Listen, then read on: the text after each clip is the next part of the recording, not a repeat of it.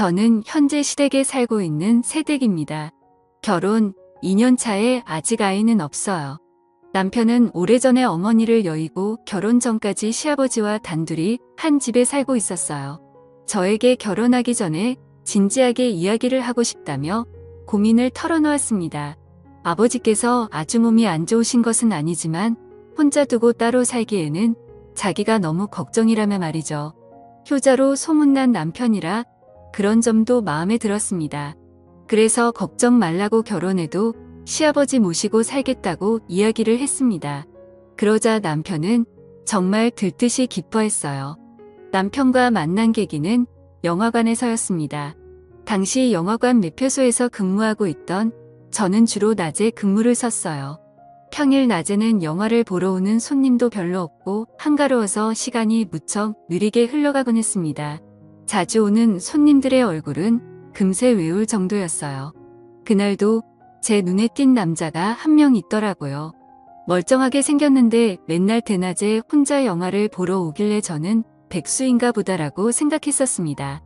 일주일에 두세 번은 영화를 보러 오는 남자가 신기해서 자꾸만 보게 되었고 어느새 저는 그 남자가 오는 날을 손꼽아 기다리곤 했어요. 남자는 영화를 무척 좋아하는지 장르를 가리지 않고 모두 보는 것 같았어요. 멜로, 코믹, 액션, 휴머니즘, 공포까지 대체 안 보는 영화가 있는 걸까 싶었습니다. 그러던 어느 날 남자가 똑같은 영화를 두 번째로 예매하더라고요. 순간 저도 모르게 이 영화 보셨던 거예요? 라고 말을 해버리고 말았습니다. 그러자 남자는 무척 당황해 하더군요. 아, 네. 마음에 들어서 두 번 보려는 거예요.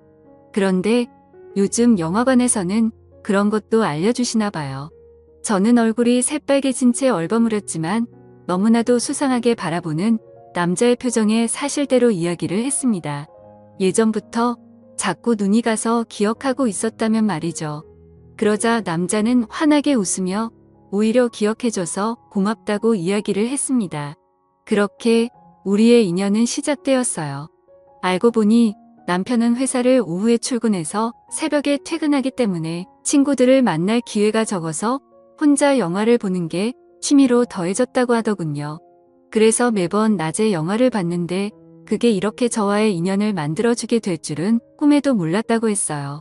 저 역시 나 근무가 편해서 지원을 했던 건데 남편을 만나게 될 줄 알았을까요? 우리는 하늘이 점 찍어준 연인이라며 서로 기뻐했습니다. 그렇게 알콩달콩 사랑을 채워나가게 되었어요. 솔직히 사귀면서 아무런 우여곡절이 없었다는 거짓말이지. 남편의 오후 근무는 처음 만나게 해준 소중한 계기였지만 막상 사귀게 되니 참 불편한 점이 많았어요. 함께 무언가를 할 수 있는 시간이 애매하더군요. 근사한 레스토랑에서 저녁을 먹고 싶어도 그럴 수 없었습니다. 그렇다고 남편의 시간에 맞춰서 아침에 밥집을 가자니 문을 연 곳이 있으리 말로였어요. 데이트다운 데이트는 즐기지도 못해서 저는 점점 스트레스가 쌓였어요. 그런 저를 보더니 남편은 어느 날 차라리 이렇게 다툴 거면 헤어지자고 하더군요. 하지만 저는 그러고 싶지 않았습니다. 데이트를 자주 못해서 그렇지 남편이 싫은 건 아니니까요. 무엇보다 저와 남편은 궁합이 아주 잘 맞았습니다. 남편 전에 남자를 몇 번 만나봤지만 지금 남편만큼 저에게 만족감을 주는 남자는 없었어요. 솔직히 그게 가장 큰 역할을 했어요. 부끄럽지만 저는 돈을 많이 벌어다 주는 남자보다 궁합이 잘 맞는 남자가 좋았으니까요. 돈은 저도 같이 벌면 되는 거고 있다가도 없는 거고 없다가도 있는 것이지만 남녀 관계는 그렇지 않잖아요. 그렇기 때문에 남편의 바지를 잡고서라도 절대 헤어지지 않을 거라고 말했습니다. 때문인지 남편은 그 뒤로 헤어지자는 이야기를 꺼내지 않았어요. 차라리 이렇게 매번 힘들게 데이트를 할 바에는 아예 결혼을 하자고 결심을 했습니다. 어차피 우리 둘 다 결혼 적령기에 다다른 나이였기에 그렇게 무리한 이야기는 아니었어요. 그렇게 우린 결혼을 약속한 후 각자의 집에 인사를 드리기로 했습니다. 우리 집에서는 남편을 무척이나 좋아했습니다. 솔직히 처음에는 시큰둥한 반응이었어요. 남편의 외모가 그리 뛰어난 편은 아니었거든요. 키도 작고 동글동글해서 흔히 볼 수 있는 동네 아저씨처럼 생긴 남자였으니까요. 그런데 우리 부모님의 마음을 쏙 빼놓게 된 것은 바로 남편의 능력이었습니다. 저는 처음에는 그렇게 남편의 회사에 월급이 넉넉할 줄은 몰랐어요. 맨날 후줄근한 티셔츠와 청바지만 주구장창 입고 다녔기 때문에 벌이가 그저 그런가 싶었습니다. 그런데 엄마 아빠는 남편을 만나는 날 명함에 써있는 회사 이름을 보더니 눈이 휘둥그레지더군요. 아마 어른들은 알만한 사람들은 다 아는 그런 기업인가 봐요. 솔직히 저는 세상 물정을 잘 모르는 그런 아이였어요. 영화관에서 아르바이트를 하게 된 것도 부모님이 한 번은 스스로 돈을 벌어봐야 한다고 했기에 마지못해서 딱 3개월만 일을 했던 것이었죠. 어릴 적부터 부족함 없이 지내왔습니다. 아버지는 식당을 3개 정도 운영하시고 어머니는 보육학원을 운영하는 원장님이셨어요. 그래서 물질적으로 엄청 부자처럼 풍요롭지 않아도 나름 여유있게 지냈던 것 같아요. 학창 시절부터 하고 싶은 건 거의 다 하고 지냈거든요. 주변 친구들도 너네 집 잘 산다고 이야기하니 그냥 그렇구나 라는 정도였어요. 마땅히 취직을 할 생각도 없어서 초등학교 때부터 꾸준히 하던 피아노로 이름 없는 대학교를 졸업했어요. 그래서인지 유달리 저는 멍하고 순진하다는 이야기를 많이 들었던 것 같아요. 금전적인 감각이 별로 없는 것도 어릴 적의 영향인 것 같았습니다. 어쨌든 그런 쪽으로 부모님이 저보다 훨씬 밝으시니 남편의 직장을 보고서 무척이나 기뻐하셨어요.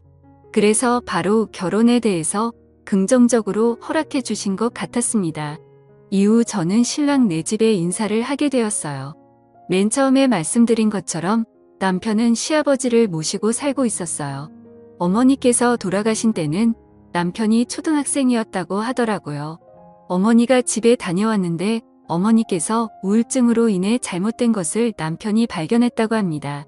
전 그 말을 듣자마자 저는 남편을 와락 안아주었어요. 어릴 적 얼마나 놀라고 상처를 받았을까 싶더라고요. 왜 어머니께서 그런 선택을 하셨는지 조심스럽게 물어봤는데 남편은 자세히 모르겠다고 하더군요. 어머니께서 식탁 위에 편지를 남겼는데 워낙 경황이 없어서 자신을 읽지도 못했었고 나중에 아버지가 이거 보시고 바로 찢어버렸다고 하더군요. 남편이 커서도 몇 번이고 여쭤봤지만 너는 알 필요 없다는 식으로 항상 대답을 회피하셨다고 합니다. 대신 저도 대체 무슨 일이었을까 궁금했지만 남편의 불행한 과거인데 너무 알려고 하면 상처일까봐 아무 말도 하지 않았습니다. 시아버지를 처음 뵙게 되었을 때 저는 깜짝 놀라고 말았어요. 솔직히 우리 남편은 키도 작고 통통해서 정말 평범하게 생겼거든요. 그런데 시아버지는 키도 180으로 엄청 크시고 체력도 좋으시더라고. 어깨도 떡 벌어지시고 뼈대도 굵으신데 몸에 군살이 탄탄한 체형이라 환갑이 가까운 나이인데도 어쩜 저렇게 몸 관리를 잘하셨나 자꾸만 쳐다보게 되었어요. 게다가 얼굴도 완전 핸섬하셔서 미중년이라는 말이 어울렸어요.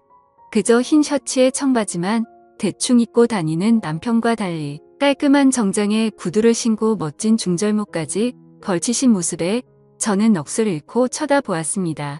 그런 제 모습에 남편은 멋쩍어 하더군요. 어쩜 이렇게 아버님과 안 닮았냐고 물어보니 자기는 엄마를 닮아서 그렇다고 이야기를 해서 그렇구나 하고 이해를 했습니다. 그렇게 첫 대면에 정말 분위기가 좋아서 기분 좋게 웃고 식사를 하느라 시간 가는 줄 몰랐어요. 아버님께서 대화도 어쩜 그리 잘하시는지 농담도 재미있고 재치 있는 만담이 정말 즐거웠습니다. 그래서 남편에게 저는 솔직히 셋이 사는 거 걱정되었는데 이런 시아버지라면 전혀 문제 없을 것 같다고 이야기했어요. 제 머릿속에는 고리타분하고 재미없는 노인네와 살면 어떡하지 하면서 걱정의 상상을 펼쳤는데 실제로 아버님을 만나고 나니 그런 고민 싹 사라졌답니다. 이렇게 재미있고 세련된 멋진 시아버지와 살게 된다면 딱히 힘든 점도 없을 것 같았어요. 게다가 아버님은 옛날 사람처럼 꽉 막힌 분이 아니어서 집안일을 많이 하신다고 하니 더욱 걱정은 덜어낼 수 있었어요. 그렇게 셋의 동거가 시작되었습니다. 셋이서 살게 되었을 때 처음에는 조금 어색하고 낯설었지만 점차 지내다 보니 익숙해지더라고요.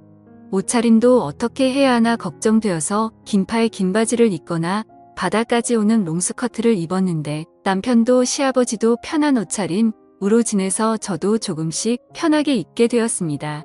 신랑이 하루는 너무 짧은 것 아니냐고 하는데 남편도 시아버지도 반바지 입으면서 왜 나는 안 되냐고 물으니 별말을 못하겠는지 그냥 말더군요. 그렇게 옷차림도 어느 정도 정리가 되었고 집안일도 각자 배분하게 되었습니다. 저는 주로 요리와 설거지를 담당했고 남편은 청소와 분리수거를 도왔어요. 시아버지께서는 자신의 방은 자신이 치우신다며 본인의 방 청소를 맡아서 하셨습니다. 모든 게 아무 문제 없이 착착 흘러와서 신기했어요. 남들은 시댁과 함께 살게 되면 시집살이를 한다면서 너무 힘들어하는데 난 정작 혼자 살 때보다 더 편하다고 느껴졌거든요. 이렇게 착한 남편과 시아버지를 만나는 것도 하나의 복이구나 느꼈습니다. 그런데 모든 일이 순탄하게 흘러갔다면 이렇게 사연을 보내지도 않았겠죠. 결혼한 지 1년이 조금 넘었을 무렵 문제가 생겼어요.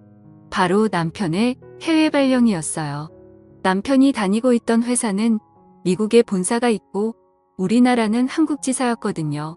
한국지사에서 일을 하고 있는 남편은 성과를 인정받아서 미국 본사의 발령마다 출근하게 되었습니다. 남들이 들으면 정말 잘된 일이고 축하해 할 만한 일이잖아요. 저도 처음엔 진심으로 축하를 해주었어요. 그런데 남편이 저에게 이상하다는 듯 자신과 같이 미국에 갈 건데 왜 아무런 준비를 하지 않냐고 하더군요. 그 말에 제가 더 당황했어요. 저는 여기에 부모님도 다 계시고 친구들도 있는데 굳이 남편의 일터에 따라가고 싶지 않았거든요. 미국이란 나라도 물론 가보면 좋겠죠. 그런데 단지 여행으로 가고 싶을 뿐 가서 살고 싶진 않았어요. 엄마 아빠도 없고 친구들도 없는 나라에서 오직 남편이 퇴근하기만을 기다리며 지내기 싫었어요. 상상만 해도 우울증이 올 것 같아서 절대 싫다고 저는 고집을 부렸습니다. 그러자 남편은 한숨을 쉬며 알겠다고 하더군요. 대신 아버지를 잘 모시고 지내달라고 했어요. 아무래도 미국에 3년 정도는 있어야 할 것 같다며 그 사이 종종 휴가 내고 한국에 오겠지만 그렇게 자주 오지는 못할 것 같다고 했어요. 1년에 이번 정도는 꼭 오기로 약속한 뒤 남편은 미국으로 향했습니다. 처음에 시아버지와 단둘이 집에 있다는 사실이 조금 어색하긴 했어요. 대화를 나눠도 항상 남편이 가운데 있었는데 이젠 둘만 이야기를 나누려 하니 자꾸 말이 헛돌더군요. 그런데 저와 마찬가지로 시아버지도 많이 불편하셨는지 어느 날 저를 앉혀놓고 술을 먹자고 하시더군요. 한 번도 단둘이 술잔을 기울인 적이 없어서 이렇게 우리 둘이 남처럼 어색한 것이라며 소주 한잔하면서 서로 속 터놓고 이야기한 뒤 내일부터 편하게 아빠와 딸처럼 지내자고 하셨어요. 저도 시아버지 말에 동의를 하고 술을 마셨습니다. 이날에는 둘 다 별일이 없었어요. 정말 일반적인 시아버지와 며느리처럼 안주에 소주를 나눠 마신 뒤 이런저런 이야기를 하다가 잠에 들었으니까요. 다음 날부터 서로 편하게 대하자고 약속한 것처럼 시아버지는 정말 저를 편하게 대해주셨습니다. 저도 그런 시아버지의 배려가 싫지 않았어요. 문제는 바로 이 뒤부터였습니다. 부엌에서 식사 준비를 하고 있는데 시아버지께서 쓱 다가오시더니 간을 보자고 하셨어요. 대수롭지 않게 한 숟갈 들이니 맛보시고 아주 맛이 좋다며 우리 며느리 참 기특해라고 의견을 여쭤주셨습니다. 칭찬에 익숙해서 별다른 의식을 하지 못했는데 이게 바로 시작이었어요. 그 뒤로 시아버지께서는 칭찬을 할 때마다 미묘하게 스킨십을 하셨습니다. 처음에는 어깨 그 다음에 팔허리 순으로 점점 나아갔어요. 저도 그땐 무슨 생각인지 별다른 의심을 하지 못했죠.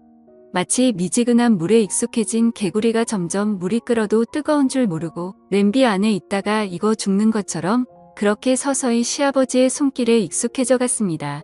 워낙 자상하시고 다정한 분이라 그런 표현을 하시는 것이 날 딸처럼 여긴다고 하셨으니까 그렇나며 스스로를 세뇌하고 길들여져 갔어요. 가끔은 살짝 이상한 기분이었지만 어디 가시나 며느리를 예쁘게 보는 표현이라고 생각하면서 넘겼습니다. 지금 와서 생각해보면 저 역시 그런 손길이 싫지 않았나 봐요. 아무래도 남편이 멀리 떨어져 있고 점점 외로워져 그런 건지 모르겠지만 나도 모르게 시아버지의 스킨십이 익숙해지고 당연하게 느껴졌습니다. 그러던 어느 날 아버님께서 운동을 하고 왔는데 근육이 많이 뭉친 것 같다며 저에게 안마를 해달라고 하셨어요. 안마는 한 번도 해본 적이 없어서 잘 모르겠다고 했는데 그냥 어깨 쪽을 주무르기만 하면 된다고 하셨어요. 서투르게나마 이리저리 어깨 쪽을 주물렀는데 너무 시원하다고 하시면서 앞으로도 운동하고 오면 조금씩 해달라고 부탁을 하셨어요. 그렇게 시작된 안마는 며칠에 한 번씩 요구하시게 되었습니다. 처음엔 어깨였고요. 나중엔 허리 쪽을 해달라고 하시더라고요. 허리 디스크가 조금 안 좋은 것 같다며 골반에 가까운 쪽을 주물러 달라고 하셨다가 어떤 날은 하체 운동을 많이 해서인지 허벅지에 근육이 뭉쳤다며 안쪽을 마사지 해달라고 하셨어요. 혹시나 아프실까봐 살살 마사지를 하는데 저 순간 제 눈을 의심했습니다. 시아버지가 너무도 건강에 반응을 보이시는 거예요. 제가 화들짝 놀라며 일어나면 시아버지께서 민망해 하실까봐 저는 최대한 못 본 척하면서 마사지를 끝냈습니다. 그런데 밤에 잠을 자는데 자꾸만 낮에 본 시아버지의 광경이 떠오르는 것이에요. 그런 제 마음을 들켰는지 갑자기 제 방으로 시아버지께서 들어오셨어요. 잠이 오지 않는다면 술 한잔 할 수 있냐고 하시더군요. 저는 시간이 늦었지만 일어나서 아버님과 마실 술상을 차리기 시작했어요. 둘이 같이 살게 된 날 술을 마신 이후로 종종 술잔을 기울였기에 별로 색다른 일은 아니었어요. 술을 한 병 정도 마신 뒤 아버님은 저에게 나지막히 말을 거셨죠. 낮에 자신의 민망한 모습을 보았냐고 물어보셨어요. 저는 민망해하며 그렇다고 이야기를 하자 한숨을 쉬시더니 이어서 고백을 하셨습니다. 이러면 안 되는데 자꾸만 마음이 간다고 말이죠. 오래전에 집사람을 잃은 뒤 여자와는 담 쌓고 살았다며 그런 자신의 눈앞에 젊은 여자가 왔다 갔다 하니 마음이 흔들린다고 하셨어요. 며느리라서 그러면 안 되는데 자신의 이상형인 여자여져서 마음을 품게 되었다며 제게 다가오더라고요. 그런 시아버지를 밀쳐내려다 한편으로 홀로 계셨던 외로움을 생각하니 불쌍한 마음도 들어서 어깨를 다독여 드렸습니다. 그런데 그게 바로 승낙의 표시인 줄 아셨나 봐요. 그렇게 술에 취한 채로 실수를 저지르고 말았습니다. 솔직하게 말하자면 그렇게 싫진 않았어요. 완강하게 거절하지 않았으니까요. 그런데 막상 이를 저지르고 나니 점점 두려워졌습니다. 그러자 시아버지는 시어머니께서 안 좋은 선택을 하게 된 비밀을 나지막히 말씀해 주셨어요. 실은 현철이가 내 자식이 아니다. 현철이 애미가 그런 선택을 하게 된 것은 나에게 현철이가 친자식이 아니라는 걸 들켜서였어. 현철이는 현철이 애미가 바람을 피워서 낳은 자식이고 자신과는 피 한 방울 섞이지 않았다. 그런데 현철이에게 말하면 상처가 될까봐 여태 말하지 않아서 모르고 있었고 며느리 네가 하도 불안해 하니 이야기를 해주는 거다.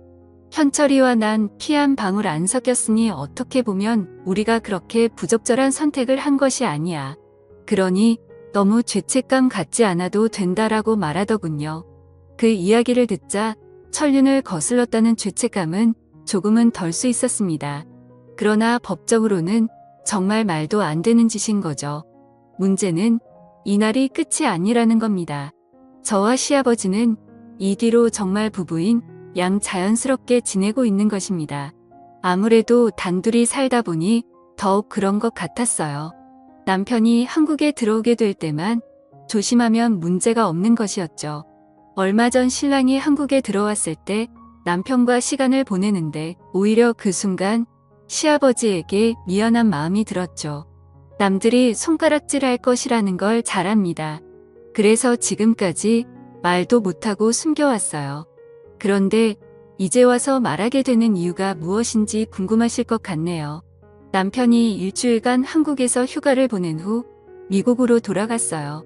그러고 나서 2주 뒤 제 몸이 이상해서 임신 테스트기를 사용해 보았어요. 혹시나가 역시나라고 정말 임신이었습니다. 선명하게 테스트기 위에 2줄이 나와 있었어요. 그 순간 저는 혼란스러워졌습니다. 제 뱃속에 있는 아이가 누구의 아이인지 모르겠다는 것입니다. 남편의 아이인지 시아버지의 아이인지 날짜를 정확히 모르니 잘 모르겠어요. 그래서 시아버지에게 이걸 털어놨더니 우리 둘이 입을 다물고 있으면 아무도 모를 거라고 하시더군요. 어차피 태어나기 전까지 유전자 검사도 하지 못하고 남편에게도 들키지 않으면 이대로 지내도 된다고 말이죠. 뱃속에 있는 애가 자신의 아들인지 손주인지는 아무런 상관이 없다고 말씀하시는데 저는 잘 모르겠어요. 내가 정말 아버님의 아이면 저는 어떻게 해야 할까요? 무엇보다 남편에게 모든 걸 사실대로 이야기해야 할까요? 착한 남편에게 상처를 주고 싶지 않습니다. 그렇다고 남편에게 아무런 이유도 없이 시아버지와 따로 살자고 인연을 끊자고 해도 듣지 않을 것 같아요. 대체 뭐가 문제냐고 우리만 입 다물고 살면 된다고 고민하지 말라며 시아버지는 저를 위로해주지만 저는 너무 혼란스럽네요. 현명한 조언 부탁드리겠습니다. 감사합니다.